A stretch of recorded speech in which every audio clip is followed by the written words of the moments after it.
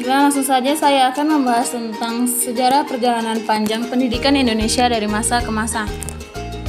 Nah, apa sih sebenarnya yang melatar belakangi kurikulum itu sering berubah-ubah? Dan apa faktor yang mengubah kurikulum itu? Faktor perubahan kurikulum yaitu faktor pertama, sistem politik. Jadi tidak bisa dipungkiri bahwa perubahan sistem kekuasaan, perubahan rezim yang berganti pasti akan mempengaruhi sistem pendidikan di negara kita. Yang kedua adalah perubahan sosial budaya. Karena setiap permasalahan sosial dan budaya atau perubahan tingkah laku masyarakat itu harus diselaraskan dengan dunia pendidikan. Kemudian kebutuhan ekonomi yang selalu berubah-ubah setiap waktu, setiap masa. Misalnya dulu waktu SD ada kebutuhan primer, sekunder, dan tersier. Kebutuhan sekunder itu malah jadi kebutuhan primer saat ini, makanya harus diselaraskan dengan pendidikan. Yang terakhir yaitu ilmu pengetahuan dan teknologi atau IPTEK yang selalu berubah-ubah yang mengalami akselerasi percepatan. Berikut adalah deskripsi singkat perjalanan kurikulum yang pernah digunakan dalam dunia pendidikan tanah air. Yang pertama, kurikulum 1947. Kurikulum ini, kurikulum pertama sejak Indonesia merdeka, perubahan arah pendidikan lebih bersifat politis.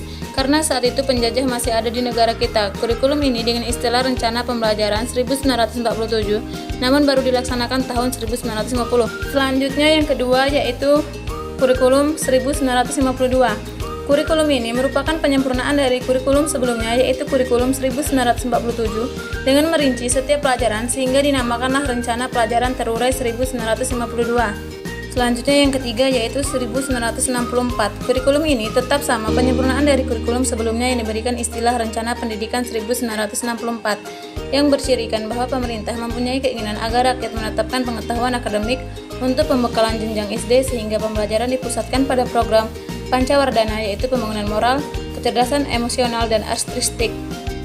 Kemudian selanjutnya yang keempat adalah kurikulum 1968. Jadi kurikulum ini adalah kurikulum pertama di masa rezim Orde Baru atau di masa pemerintahan Soeharto bersifat lebih politis untuk menggantikan rencana pendidikan 1964. Nah, tolak ukur kurikulum ini lebih berorientasi pada laksana Undang-Undang 1945 secara murni. Jadi kita bisa melihat bahwa 3 kurikulum sebelumnya itu adalah produk dari Orde Lama. Kurikulum yang keempat ini baru kurikulum baru di Orde Baru ini. Kemudian yang kelima adalah kurikulum 1975. Pemerintahan kemudian menyempurnakan kurikulum 1968 pada tahun ini. Kurikulum ini lahir karena konsep bidang manajemen MBO, manajemen baik objektif. Kemudian yang keenam adalah kurikulum 1984. Kurikulum ini mengusung pendekatan proses keahlian, posisi siswa ditetapkan atau ditempatkan sebagai subjek belajar yaitu dari mengamati sesuatu, mengelompokkan, mendiskusikan, hingga melaporkan. Model ini lebih dari dikenal dengan istilah CBSA, cara belajar siswa aktif. Selanjutnya kurikulum 1964. Pada tahun ini pemerintahan memperbarui kurikulum sebagai upaya memadukan kurikulum yang ada sebelumnya terutama kurikulum 75 dan kurikulum 84. Maksudnya adalah belum nampak memenuhi hasilnya. Saat itu banyak mendapatkan kritik dan berbagai pihak disebabkan oleh beban belajar siswa terlalu berat dari muatan nasional sampai muatan lokal seperti bahasa, daerah, dan lain-lain. Kemudian kurikulum 1997.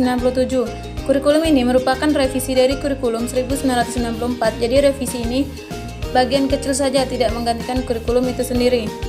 Selanjutnya kurikulum 2004 diluncurkan dengan istilah kurikulum berbasis kompetensi sebagai pengganti kurikulum tahun 94, suatu pola pendidikan berbasis kompetensi yang harus mengandung 3 unsur.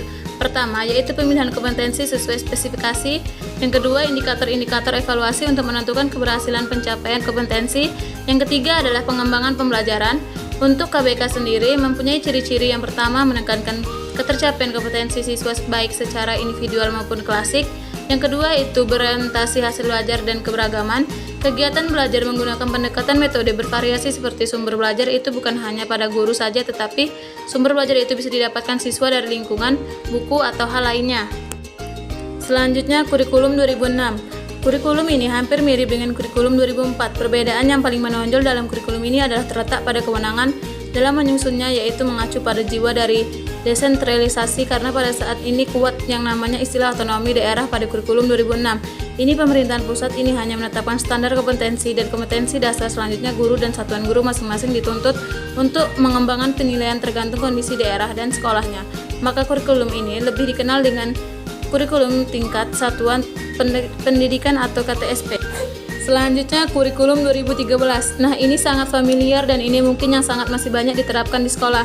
Hingga hari ini pada kurikulum ini adalah kurikulum yang menggantikan kurikulum KTSP. Kurikulum ini memiliki 3 aspek, yaitu aspek pengetahuan, keterampilan, dan perilaku. Yang terakhir, kurikulum 2022. Sebenarnya penyempurnaan dari kurikulum 2013. Kurikulum ini dimaksud untuk mengakselerasi pendidikan akibat pandemi. Kurikulum ini lebih berfokus pada kebebasan sekolah dalam melaksanakan pembelajaran, di mana pusat hanya berfokus untuk menentukan capaian pembelajaran mengenai bagaimana sistem, metode, dan proses pembelajarannya. Itu diserahkan kepada masing-masing satuan pendidikan.